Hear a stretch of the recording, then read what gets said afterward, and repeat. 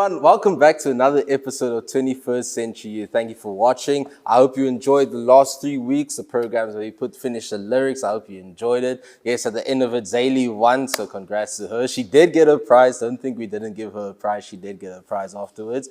But today, I got another special guest with me. I got Hannah Swartz. Welcome, Hannah Swartz. Hello. I'm very happy that you are here. We're just going to have a nice little chat today.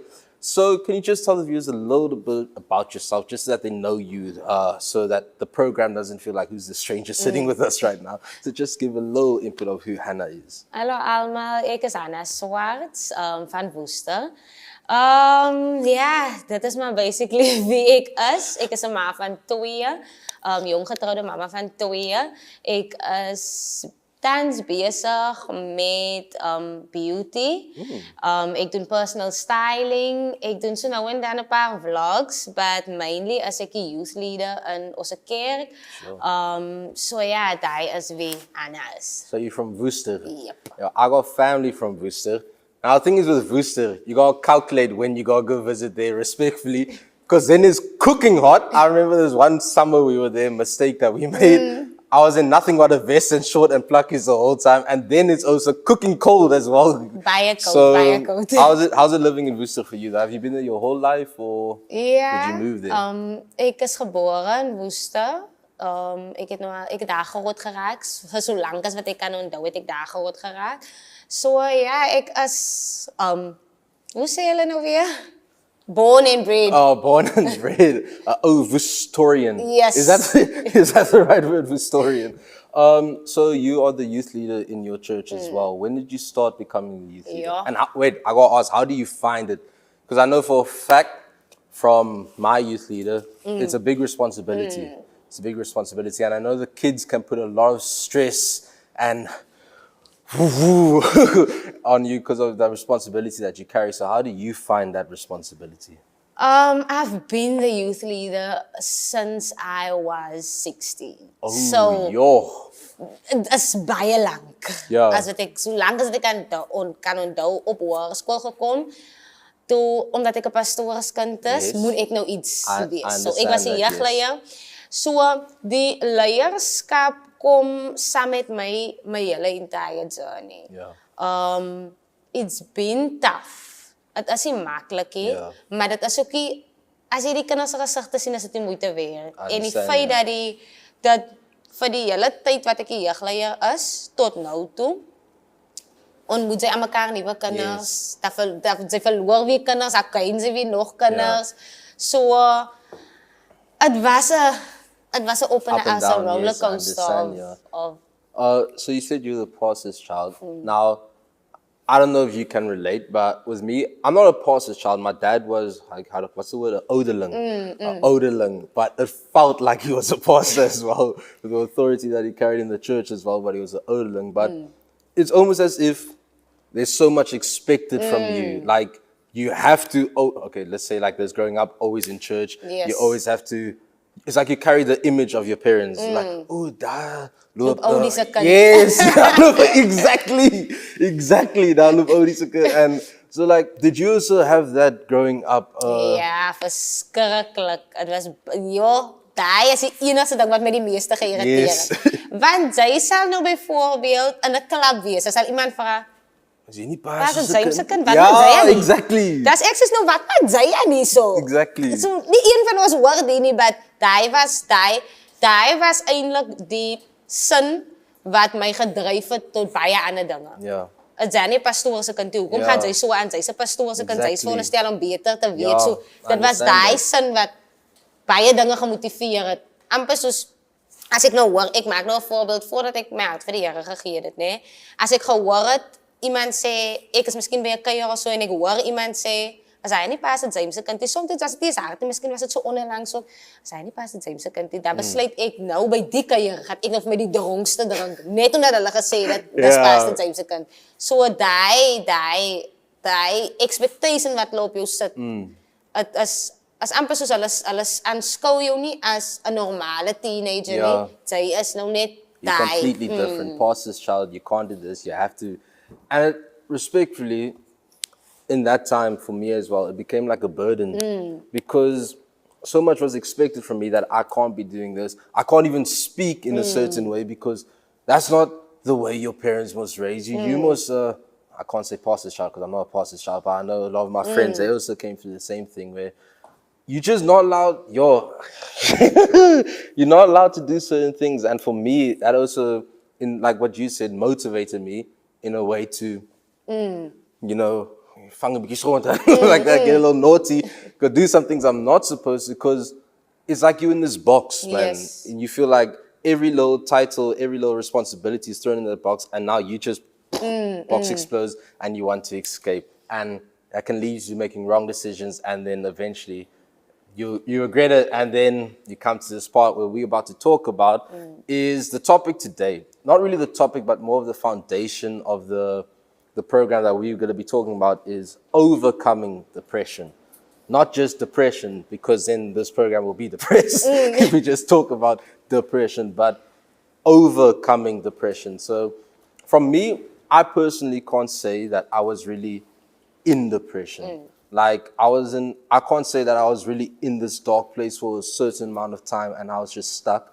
But I can say that I've been depressed, and obviously it's different levels. Yes. I can't say I can relate to you in the sense of if you were now there for many years. But now, for me, during that time, it was quite hard. It came to the point where I was just questioning God a lot. I was like, okay, but you say we can ask anything of you, we can pray, and it's asked, but you just don't show your face. It's like you turn your back on me, basically.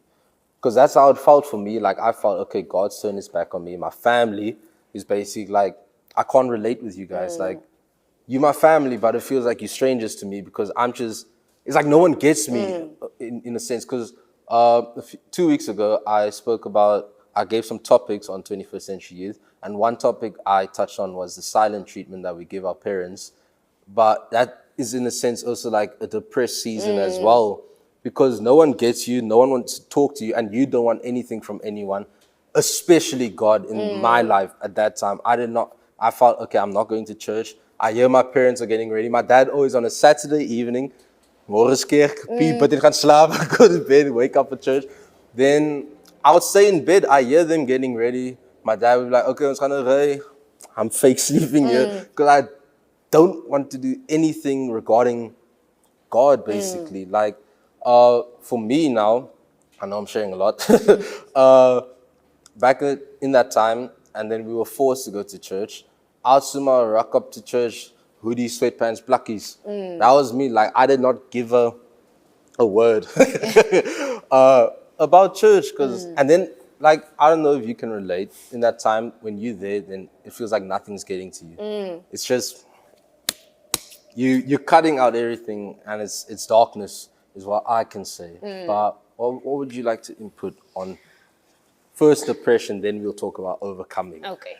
So, my depressie het begin by, soos ek sê, being a PK. Ja, vat my nou eers so weet nou, moet ek eers weer gou teruggaan. So, het het begin by not knowing who I am, en onmiddellik toe ek gebore word, toe is ek onmiddellik 'n pastoor se kind. So daai was my eerste identiteit. And obviously, as young people, search ons maar vir identity en ons search vir baie dinge in die lewe in. En ek kan onthou dat ek het eendag gestaan, my pa het baie uitgepreek. My pa het die land getoer om te preek. En hulle het my altyd laat bly by 'n auntie wat baie mooi na my gekyk het. Like, sy het my op die hande gedraai, ek was soos 'n prinses getrek. Maar daai gevoel van ek wil by my ouers wees. Oh, I see. Jy weet. En ek onthou, ek het een dag, they don't like me sharing this, but ek het een dag gestaan by die hek. En ek kan presies onthou wat ek aangaan het. Ek was seker 4 of 5. En ek het by die hek gestaan en ek het my gesig teen die hek vasgedruk, laat dit sulke merke maak. En ek het geskree, vat my saam, ek wil hier bly nie. En my ma sê, maar dit kan nie saam gaan, jy moet hier bly. En ek sê, maar ek wil hier bly nie, vat my saam. En hulle het weggery, die auntie later gekom vir my ingevat. Maar die gevoel van, julle kies, gaat preek bo my. Ja. Daai het onmiddellik. En die vyand vat advantage van enige negatiewe gevoel wat sy het.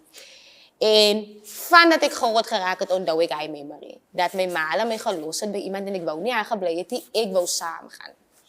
En as ek in die kerk ingekom het, was het gewees, ek blame God, ek blame die kerk, want as die kerk, het sal altyd eers die kerk wees. En ek het altyd die gevoel gehad van, dit is altyd eers die kerk voor het jou kinders is. Like, wanneer is jy pa? So het ek gevoel. I understand. En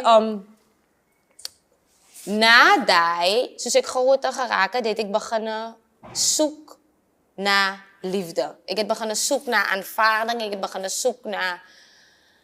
Ek het prentjies geskep, of prentjies gesien wat ek wou gehad het. Soos by random ding, soos skoolvergaderings, daar sit die ander kinders se ouers daar, maar daar sit die auntie daar in plek van my paal. So die was vir my soos... Ek is lief vir die auntie, maar ek wil hê my ouers moet ook hier wees. En die vyand het dit reg gekry om vir my te boodskap, hulle waren nie reg van jou nie.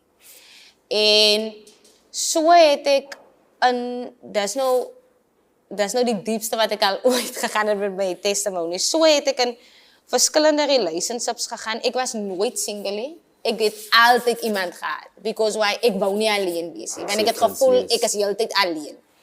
En ek was in different relationships. En dit het al, hoe noem hulle dit? Dit is 'n cycle geword. Yes, I understand, ja. En 18, na matriek word ek swanger. Ek kry my eerste dogtertjie. En die relationship werk uit en ek is in 'n nuwe relationship. En nou het ek klaar dogtertjie. Ek is in 'n nuwe relationship, but die verantwoordelikheid was nie eintlik op my gewees want ek het 'n dogtertjie, want dit was meer soos sy's my sustertjie. Okay. So my ma het na gekyk, en hulle het nou 'n bietjie ouer geraak en afgeskaal. Hulle travel nou nie meer so baie nie, so hulle het na gekyk en ek was nog steeds toegelaat om jonk te wees.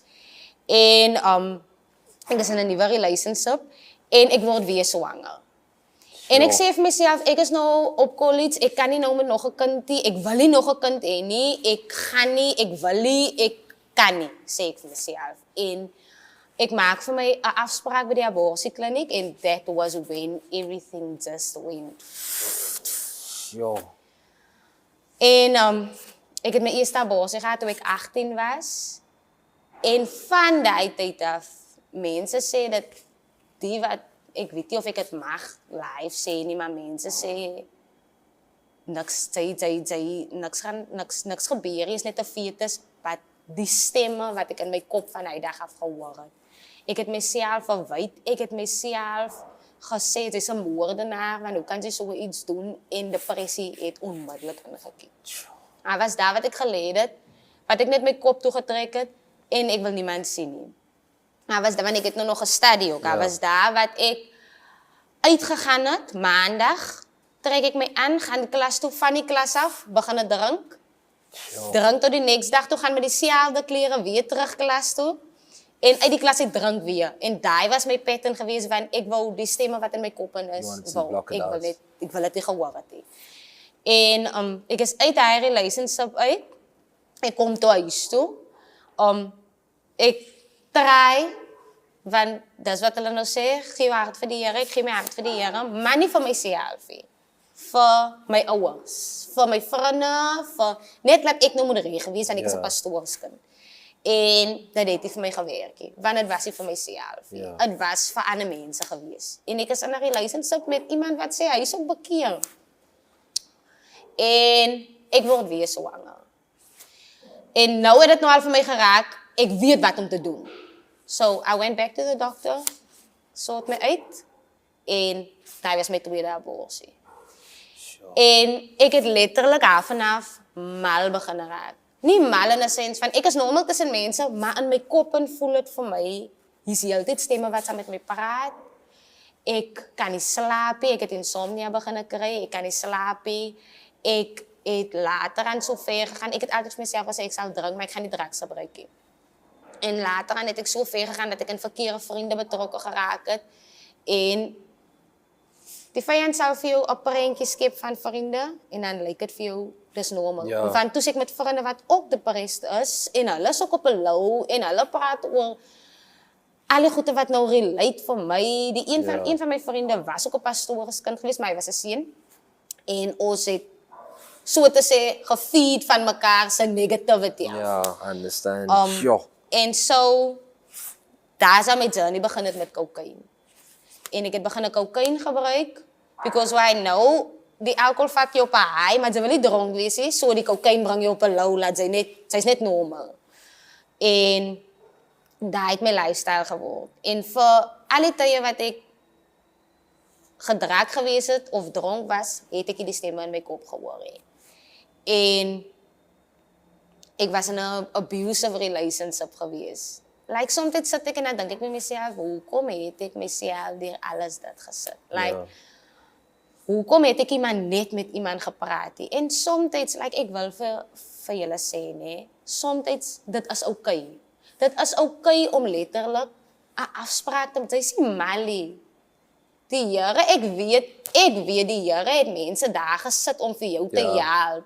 So gebed help, maar jy moet met mense praat. Jy moet met iemand praat wat en dit net let go. En ek het vir jare met dit gestap. Ek het al 21 geraak en nou moet jy onthou, né? Ek is nog steeds jeugleier terwyl alles dit met my gebeur. Like ek het nie 'n break gekry nie. So ek het 'n manier gehad om alles baie mooi weg te steek. Like Sondag as in die kerk ingestap het jy nog nooit geweet ek is babbela soos ek daar staan. Of ek is nou hoog soos ek daar staan nie. Ek het creative dance, ek het alles met al die lelikheid binne my. And no one knew anything. No one knew. Yo. En daai was wat vir my gesê het, Annelie, like jy is ver af. Die feit dat jy alles wat nou in jou lewe aangaan, dat jy dit so mooi kan wegsteek en jy self begin glo die leuen wat jy lewe. Like then you know, jy's fair. Wanneer jy besef, hoe kan ek alles dit wegsteek? Ek het later en ek sal altyd die skrif aan waar ek sê, ek het gevoel soos die koppie wat vuil binne is, wat die Here sê, maak eers die binnekant. Julle lyk mooi buite. Van dit was het wat ek was. Mooi buite, maar binne het ek lelik gevoel, ek het vuil gevoel, ek het gevoel ek moenie eens lewe nie. Ek kan nie eens vir jou explain hoe daai gevoel was nie. Al wat ek weet is as ek nou met jong mense praat of as ek nou met iemand praat, dan sal ek sê ek wil nooit weer terugkeer na daai lewe nie. Daar was een aand gewees wat ek by 'n klub was, maar ek het buite gestaan. En my dogtertjie was by my. En sy het aan die slaap geraak, ek het haar toegemaak in 'n koebers en ons het die kiste wyn rondom haar gepak, amper soos om vir haar toe te maak. But sy's gedrak, sy's hoog, sy's dronk, so hoe kan sy beskerming wees vir jou kind? En daai, even, weet jy, depressie het die vermoë om alle gevoel van jou weg te vat. Ek het eers omgegee oor my kind nie. Like sy het my nie eens gemotiveer om beter te wil word nie. Like daai kom regtig van jouself. As jy bereik 'n punt waar jy voel, ek kan nou regtig nie meer nie. Ek kan nou, as ek nou, dan gaan ek dood. Sy bereik daai punt, sy bereik 'n punt wat so laag is wat sy in daai punt. As ek met enigiemand gesels en dan sal ek sê, jy moet eers jou lowest point reach voordat jy gaan besluit om jou lewe te verander. Maar tot dan, terwyl jy nog geld het, terwyl jy nog 'n kar het, terwyl die lewe nog lekker is, terwyl jy nog kapaat het en niemand, as jy nog op die straat geslaap het, dan het jy nog jou low point bereik. Dan gaan jy nog nie besluit om te verander. Mense kan maar sê, nee, maar doen dit vir jou kind. En hy oomblik het jy so in jou eie ding vasgevang, jy dink jy's aan jou kind nie. Jy is net in jou eie kop, die vyand maak dit vir jou so.